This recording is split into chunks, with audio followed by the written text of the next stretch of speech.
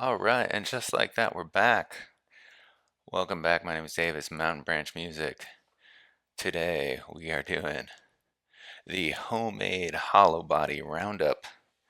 This will probably turn into an infinite sustain test. So this is getting back on track a little bit for what's more normal for my channel. I do some unboxings and demos of some cool guitars. Um, Today it's going to be a little bit of story time. This was the first guitar I ever made. So this guitar is coming up on, this is 2002. So this was 23 years ago as I'm recording this. So it was between kind of like school and stuff, and I just had some time where I was in and out of the house, and I was hacking away in the basement with dad's power tools and stuff like that. So this was the result. And I will say, this was the original neck. So you can see some of these like curly cues on here matched some of what I just, you can see I just kind of glued that on there. So this is a Warmoth neck. I even kept a little Warmoth sticker on there. The only true 24 fret they sold at the time was a baritone. So this is a walnut to go with the back of this guitar. And honestly, as my guitar collection has grown, I did, uh, I was thinking of putting that back on there recently because I have enough Fender stick scale guitar. So this is also another Warmoth neck, which I kind of revived this project. It had been sitting at my folks' house for a long time. I was, moving all over the country doing all kinds of stuff. Stuff happens, life happens. I was back visiting and I had a little extra time. So I was like, hey, I'm going to revive this. So I drove all the way down to Bedford and picked up this also. I mean, it's Warmoth, so it's made in closer to Puyallup, Washington, but this was closer to Washington, New Hampshire, where I met the fellow, and it's a roasted maple neck with a rosewood fingerboard, stainless steel medium jumbo frets, and this one's kind of like a thinner profile. One of the changes you have to make in that kind of situation, and this guitar cable is actually from that period of time too, so it's survived amazingly well.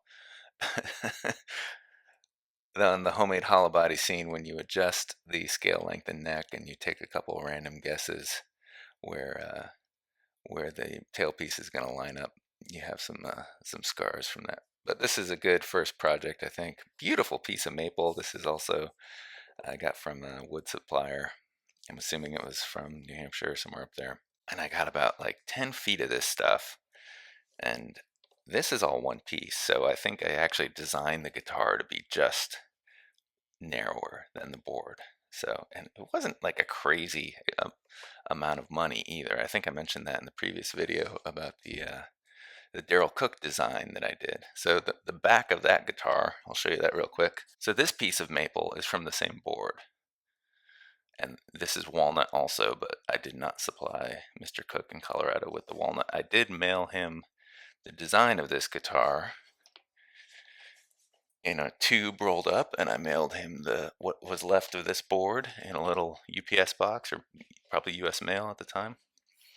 And the back, man, I was just really taken in now that I've played a lot of guitars and stuff in the last 20 years. This piece of walnut is kind of crazy. This was from Springfield, Vermont. Mr. Eric Tlacker, kind of a friend of the family there. I guess this was growing on his property. Ibanez bolt-on plate from my first guitar. So this was the project I got to. I was kind of really feeling the Languedoc thing. I'd played uh, Les Paul in my first band, borrowed from a friend, a studio, one of those maroon studios from the 90s. Shout out to Scott for supplying that to the band. And then I picked up a maroon Strat from the Blue Mountain Guitar up there. Played that, and then I think I went to the what was it? It wasn't the Great Went. It was the one out in upstate New York in the Finger Lakes. It'll come back to me. And I was going down the Fisher Rabbit hole and just had to have the hollow body sound. I'd understood kind of the sustain thing. It's kind of a mystery. Obviously, I'm still entertained by it all these years later. But with a little distance, you can have a little more fun with it. push-pull coil taps. Oh, let me tell you about these. Not Schaller. These are the Stumac Golden Age pickups. So Stumac was like making the transition from catalog to online at the time. This bridge, I'm not sure where it came from. I think the knobs came in the Stumac order. I think originally I had ordered a Bigsby, and the math back here did not work out. It didn't fit in. That would have been fun. It would have been a very different guitar. It would have been a much heavier guitar. This is coming in about like, not quite neck dive area, but it's like 5 pounds, 5 or 6 pounds, if I had to guess. Yeah, so the Stumac Golden Age pickups, those have held up incredibly well. I think they were going for a vintage Les Paul thing before it was, I think it still was one of the earliest obsessions. And the other thing growing up in New Hampshire, they're the local rock gods with their little cabin on Lake Sunapee was Led Zeppelin. Led Zeppelin. It was Aerosmith, of course. So, but that you can see how much it sank into me. Not at all at the time. It was kind of everywhere in the air. So you took it for granted, the Aerosmith scene. And obviously they had picked up on Led Zeppelin and stuff like that too. But kind of legends, in their own right. And had made the transition to like pop rock hits and all that stuff. Survived the 70s. Nice little maple touch on there. But yeah, I was all in on the vibe up there, doing my thing in New England, doing everything kind of by hand. Yeah, I put some initials on here. There was a guy, Dale Schaffman, who helped me with some of the advice and borrowed some tools as I was doing the early stages of this. So I have his initials, Mr. Tlacker, on there. But it is a Hollowbody design, and we'll get right into it. Let's hear some sound. So it is a full Hollowbody design, and as you might guess by the sides, it's just routed. It's these two boards routed out. And I'll never forget when I was just kind of like curiously delighted. I had been down there with a router and like a I'm sure inadequate gas mask and no ventilation down there. The smell of maple and walnut in the air, it's like an ice cream dessert or something down there. And it lives with me to this day, down in the bottom of my lungs, I'm sure. But this is one of those projects, it turns out kind of wonky, but the longer you go hang around, it's kind of nice to live with, and I've hung it proudly on my wall. It hasn't always been super playable, and there's things I could do, to optimize that more. But I have taken it out on gigs over the year. This one is in nice condition. This other one I've brought out more. I don't remember playing it a ton, but somehow it's all beat up. So, but let's get into it. That one's a subtly different design, so we'll rock out with a little bit of both of them. Let's drop a beat. All right.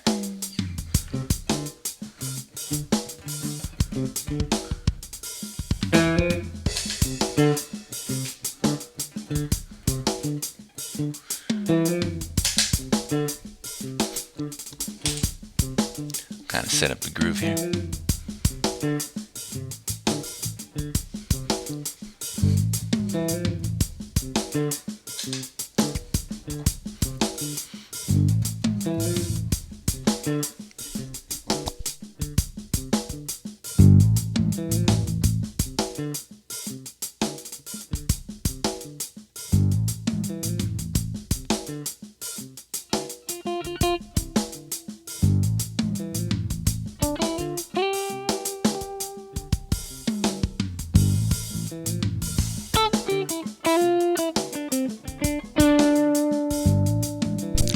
Another funny thing, the wiring, as you can imagine, was a little snug going through there.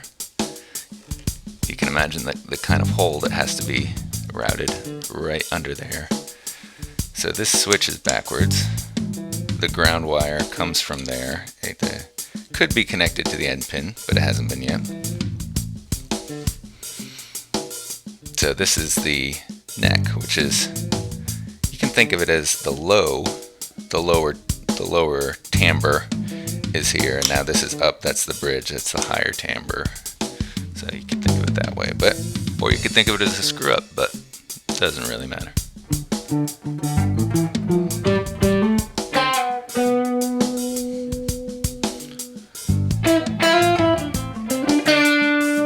So I'm going through the Mesa Mark V 25, pretty clean.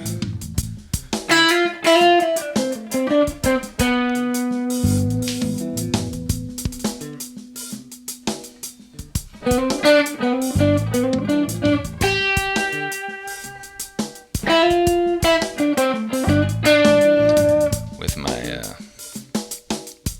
Dano Cool Cat transparent overdrive.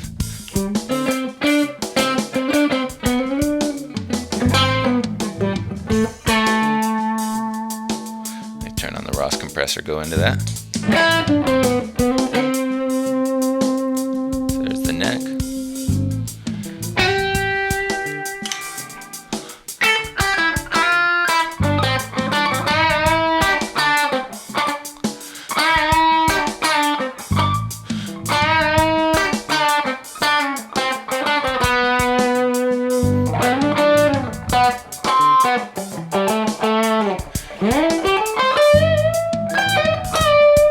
Here comes a tube screamer.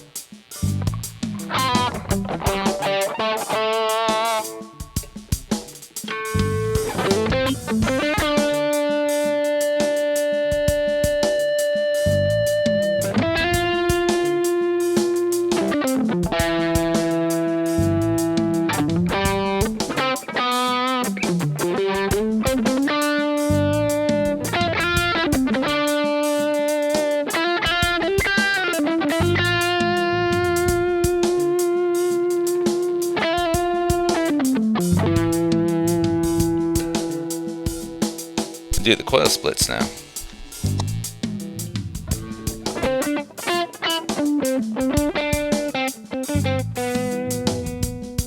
Just back to the transparent overdrive for a little grit.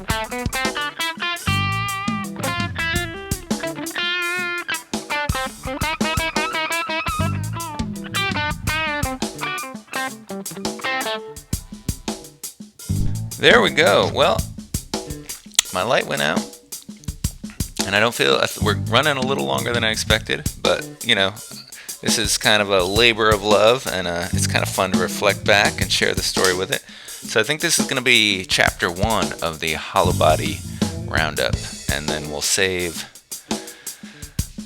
chapter 2 and possibly 3. Maybe we'll combine these for the homemade Hollowbody roundup. Let me know what you think. If this is working for you. I'm going to stop the beat, and I'm not going to bring it back, not today. We'll do a different beat next time. But that's the groove. That's the format. Let me know what you think. If you have a similar story. Oh, and if you've hung out this long, also, I want to use this kind of positivity and reflection about this guitar. If you've got an idea to do something like this, it's fun. Go for it. Especially you get some. The necks, honestly, it takes a lot of, probably not that much study. If you read a book and you know some math, you can do this. I was remembering just setting the neck angle.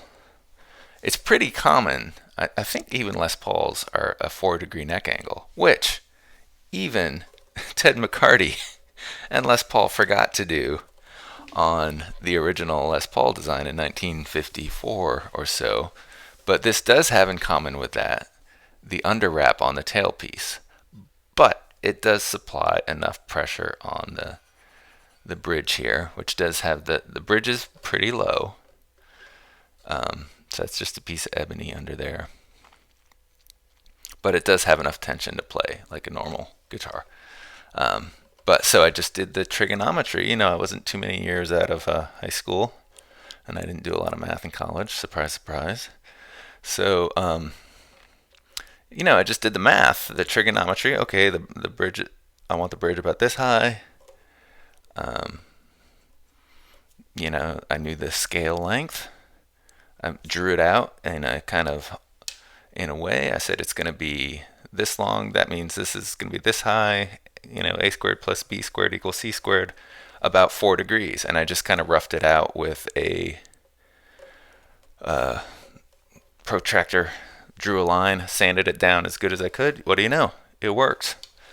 So, if you have the determination, if you're willing to learn some things, if you have access to some tools, friends of friends, that kind of thing, it's been really rewarding. Honestly, at this point, what could I sell this for? Probably the price of the parts. $500 to $800 on a good day. To me, almost priceless. Um,